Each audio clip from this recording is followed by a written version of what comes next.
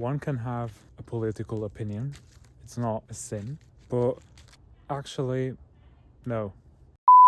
The true Israel is the Orthodox Church. Now, the nation of Israel, the rabbinic Judaism that is existing right now, is something completely alien to Moses and Abraham and Isaac and Jacob. If Moses was alive right now and he would see the rabbinic Judaism, it would be something completely strange for him. And I'm not saying this to hurt the Jewish people. Obviously, I love them, but they're not God's chosen people. God's chosen people is the Orthodox Church, the Christians. Because Abraham was glad to see Jesus. We cannot forget that he saw Jesus face to face in Genesis 18, and the Trinity is a no-brainer. In Genesis 18, Genesis 19, we see in all of the Old Testament, we see the Trinity, we see Jesus, we see the Holy Spirit working together. And I'm gonna say it, even if this is probably gonna get me killed.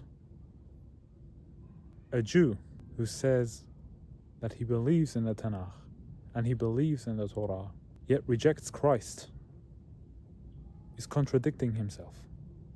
You cannot believe in the Old Testament, you cannot believe in the Bible, and reject Christ's divinity. So we know that God's chosen people, Israel, is the Orthodox Church. So should we support Israel? Well, like I said, it has nothing to do with it. You can for sure support Israel, but I recommend you support Jesus.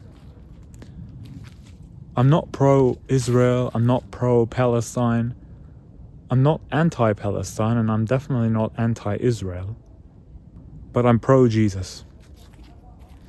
And let us not forget, I'm not anti-Israel because before Hamas, before Palestine, before the Arab invasion, Bethlehem was 80% Christian.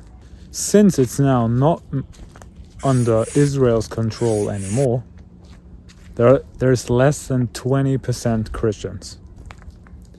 And let us not forget, nowhere in the Middle East, nowhere was there so much democracy and freedom than in Israel. Remember that, okay? Nowhere did you have the amount of freedom in the Middle East that you have in Israel, where Christians can live peacefully without persecution. Now, obviously, some Orthodox Jews are going to hate us and are going to spit at us, but let's not forget, we celebrate Easter in Jerusalem without having any sort of fear or doubt.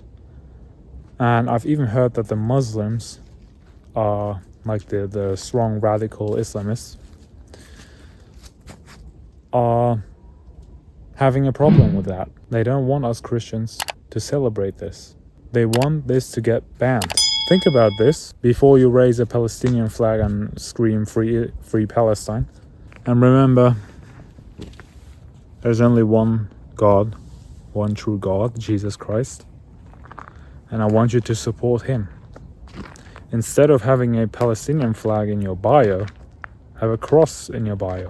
And let us also not forget, while the whole world is talking about Ukraine and talking about Palestine, let us not forget our beloved Christian siblings who are dying right now in Nigeria, in Syria. Just started receiving horrifying footage out of Syria. Hundreds of Christians have been executed in just the last 72 hours. Entire villages are being attacked, people are trapped and pleading for help, and the worst part, the media is completely silent.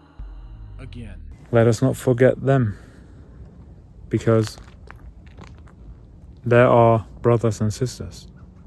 They're the ones that we should be supporting. Instead of having a Palestinian flag in your bio or an Israel flag, why don't you have a Nigerian flag or a Syrian flag?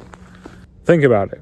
I'm not telling you this to shame you, but I'm saying this to wake you up, because in Nigeria and Syria, this is where our brothers and sisters are getting slaughtered right now. Yet the media is completely silent, obviously, because why would anyone care about Christians? The world hates us, and we know this. This is nothing new what I'm telling you. But yeah, just something to keep in mind. God bless. Those people who you are supporting wouldn't hesitate to kill you right on the spot if they saw you. Because if you are a Christian, you only have 3 options. When Muslims take over a country, according to the Quran, they have 3 options. Like us Christians, we have 3 options. Either we convert to Islam and then they leave us alone. خلاص, they're Muslims, we go. If that's not happening, we have option number 2, which is paying the jizya, which is an extra tax that you pay so that the Muslims leave you alone. The authorities leave you alone.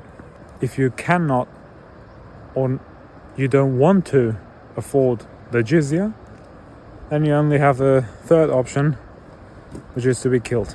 Then we capture you, you become our slaves, and we take your land, and you take because you refuse. I give you 2 good options.